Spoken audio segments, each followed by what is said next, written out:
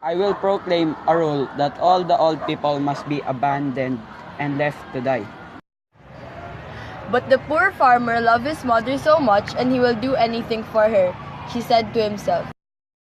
No, I love my mother so much, and I will do anything for her, even if it causes my death.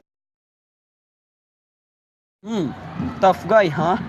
You, farmer, you don't want to follow my orders? Don't you know who I am? I am the governor here. I have power of a god, and you must follow my orders.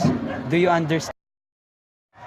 On sundown, when his day's work was ended, he took a quantity of unwhitened rice, which is principal food for poor, cooked it and dried it, and tying it in a square cloth, swung and bundled around his neck along with gourd filled with cool sweet water.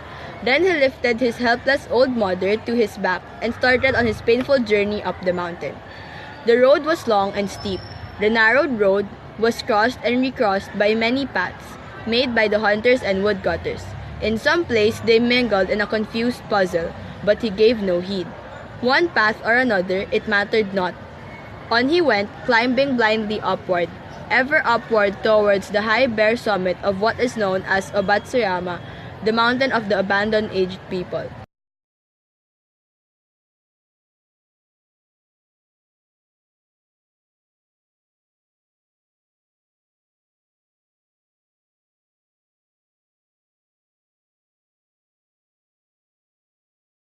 Mother, maybe we should take a break for a while.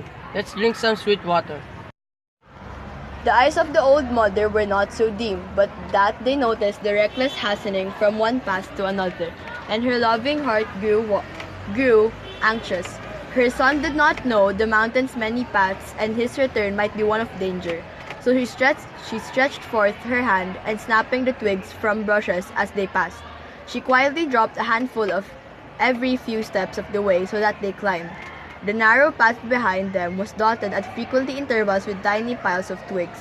At last, the summit was reached. Weary and heartsick, the youth gently released his burden and silently prepared a place of comfort as his last duty to the loved one. Gathering fallen pine needle, he made a soft cushion and tenderly lifting his old mother therein. He wrapped her padded coat more closely about the stooping shoulders and with tearful eyes and an aching heart said farewell. The trembling mother's voice was full of unselfish love as she gave her last injection.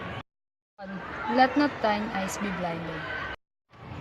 The mountain is full of dangers. Look carefully and follow the path which holds the piles of twigs.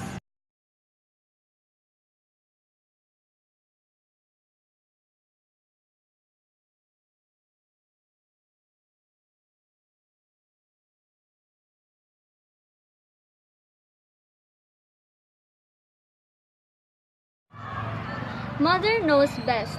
A mother's love is priceless and can never be compared to other things that a child could have.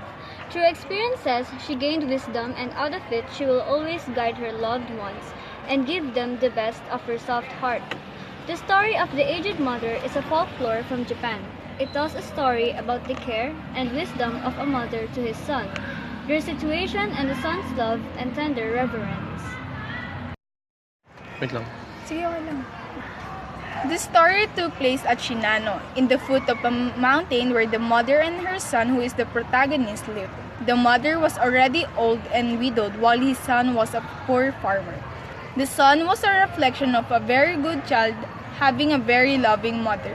The antagonist in the story was the ruler who boasted his power and ordered unreasonable things. The conflicts were divided into separate, related parts, resulting to an episodic plot. It started from the first part of the story when the antagonist ordered to kill the elderly. It is a man versus man conflict as seen throughout the story where the tension lies between the son and the ruler.